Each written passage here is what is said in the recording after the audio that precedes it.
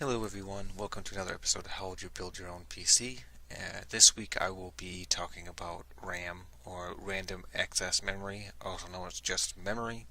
First thing is, I don't want you to confuse memory with the amount of storage in your hard drive. I could see how that could be a little bit confusing, with both being labeled in gigabytes.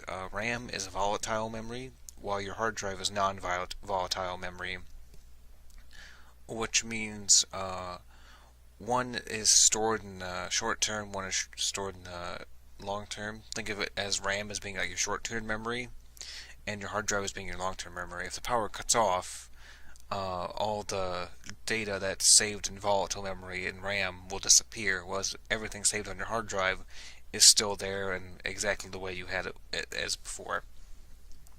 So now, what is RAM? RAM, or Random Access Memory, is a type of memory that is used for programs that can be selected by any byte at one time without using the previous byte before. That's why it's random. It can pick any section along the amount of memory and use it at any time. There are two main types of memory, dynamic RAM and static RAM. Dynamic RAM needs to be constantly refreshed to hold the data, while static RAM does not. Also, static RAM consumes less power, and it's also faster than dynamic RAM. However, dynamic RAM is commonly more used in computers now than static RAM because it's a lot cheaper to make. Just for the fact that it's one of those things where, yeah, the other thing is, but the other SRAM is definitely better, but since the other one is a lot cheaper, almost all motherboards used dynamic type RAM instead of static RAM. It's just that simple. An example of how RAM works is if you have 8 gigabytes of memory, you have approximately 8 billion bytes to run programs with. My current computer now has actually 16, which I think is kind of too much. You don't really need that much, but the computer that I'm going to install the memory in for you has 8 gigabytes, which is a pretty good amount. But yeah, think of it, 8 billion with a B bytes to run, and with newer games and software, that's not even enough. So in some cases, that's not even enough anymore. But anyways, before I get too off track, the next thing I want to discuss, since I mentioned it in my motherboard video, is DIMM and DDR. When it comes to RAM, DIMM, or Dual Inline Memory Module, contains memory chips on a board that's connected to your motherboard. This is your actual physical memory chip that you're plugging into the board. That's what they use now currently, are DIMMs. These replace SIMMs, which is a single inline memory module. But with one DIMM can replace 2 SIMMs. That's why they did it that way. It's twice as efficient, so there's no reason to have more memory modules than you need. Also, DIMM can support a 64-bit data structure over 32-bit for SIM. Now, DDR, on the other hand, stands for double data rate, and is a type of memory capable of transferring data on each side of the clock cycle, on high to low. If it was you go up and up, over and down, there would be a sample taken for data on each side. Currently, there are 4 versions of DDR RAM. DDR4 being the current. So that's what you want to get because it's the most current. But I'll talk about that in a minute. So with all that in mind, let's take a look at what to look for in getting memory, and think about what you need or want.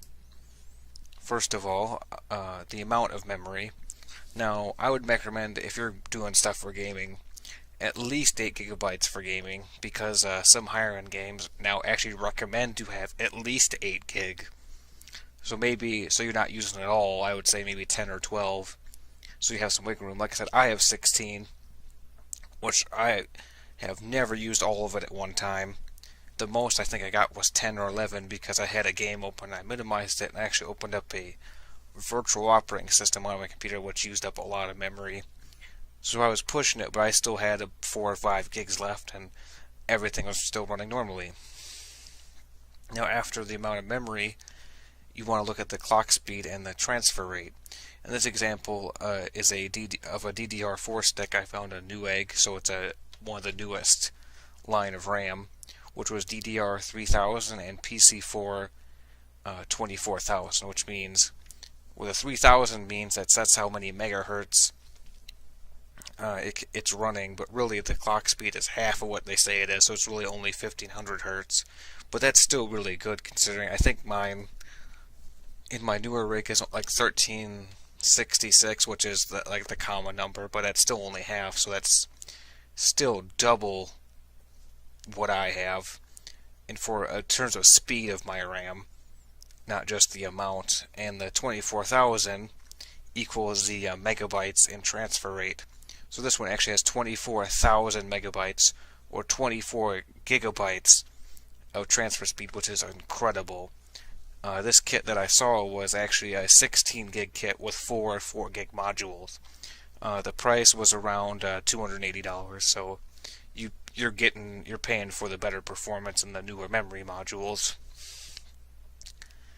And the last thing you need to check out, to look into when you're looking for RAM, is what version of DDR it is, because that's the first thing they'll say. The main debate right now is if you want to get the DDR4 versus DDR3, which, like I said, there is better performance with the DDR4. But if you're on a budget build, getting an older board with the older version of RAM, and it's not too much, you're not taking too much hit, you'll probably save a few $100s in the process. But if you're going to get, a 5th gen i7 processor from Intel, then the board it's using is going to support or make you use the DDR4 memory sticks. So keep that in mind from the last video, that your motherboard dictates what kind of memory and what kind of CPU you're going to put in it. Now, some of you might be confused on the different form factors of memory. Up here is a dual inline memory module, which is this type you'd use in a desktop, from a SODIMM, which is a small outline dual inline memory module, which is used in laptops. So yes, you could replace the memory in your own laptop. If you have an older one, you want to upgrade it. I have some so these comparison here. This is about only half the size, if only a third of the size of desktop memory for the laptops. The last slide I have is actually a comparison between the 4 versions of DDR memory. As you see here, each iteration, they place the notch here in a different spot, so none of these are backward or forward compatible with one another. So if the motherboard you have says it supports DDR3 or DDR4, that's what you're stuck with. You can't use the older one, you can't use the newer one. So make sure you read very carefully into that before you look up which RAM to get for the motherboard you picked out. So at this point, I'm going to go to the practical part of the tutorial, where I install an 8 gigabytes of memory, it's 4 2 gig sticks I believe, into my older build. So I'll see you guys there. Hey guys, here's our practice tutorial where I'm going to physically install the RAM here. Here are my 4 sticks of RAM. Here's the SLI symbol for Nvidia, which, as a reminder, is System Linkable Interface for the multiple graphics card. So these helps to support that. Here we have it says PC2 6400, which means these are DDR2, so these are older memory sticks, and it has a transfer rate of 6.4 gigs a second, which you might think that's pretty great, but like I showed you, some of the new DDR4 sticks do 24 gigs plus transfer rate, so it's a lot faster. But I have a total of 8 gigs here. Each stick is 2 gigs apiece. And but this older DDR2 motherboard, for its memory, it only supports 8 gigs. So when I was using this computer, I was maxing out the memory used on it. So I'm going to go ahead and start putting these in here. And these only go in one way, so you can't put them in backwards, so if you try, it won't work. See, like I'm trying to put it down in, it's not going in the right way, so I have to go in the other way. And the trick here is you, again, try to put your hand on the side to stop yourself from shooting some electrostatic discharge at the parts. Also, take 2 fingers and you press down, and you'll see each side will automatically click down on your memory stick.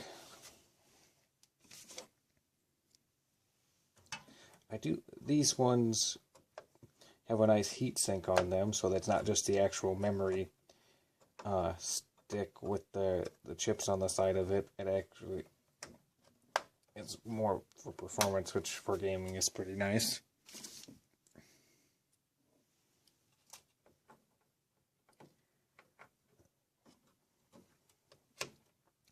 But the newer, I believe I mentioned in the motherboard video, I saw an MSI board recently, a newer MSI board that had capability for DDR4 RAM, and it had 8 memory slots on it. And a lot of these newer slot types can support, 8 gigs of memory in one stick.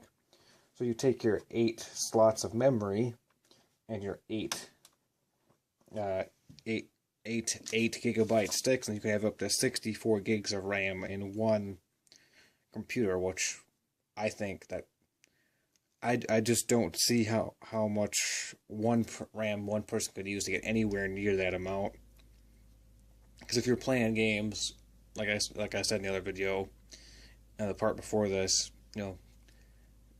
8, 10, 12, that's well and fine.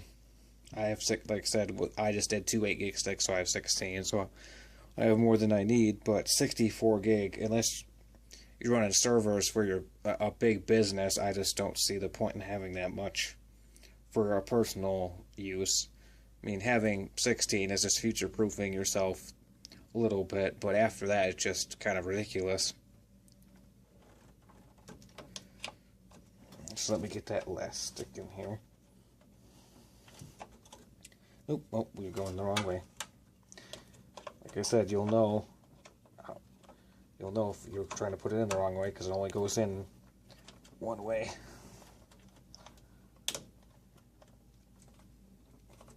Just making sure they're all in here. Alright, so we got all the RAM installed here.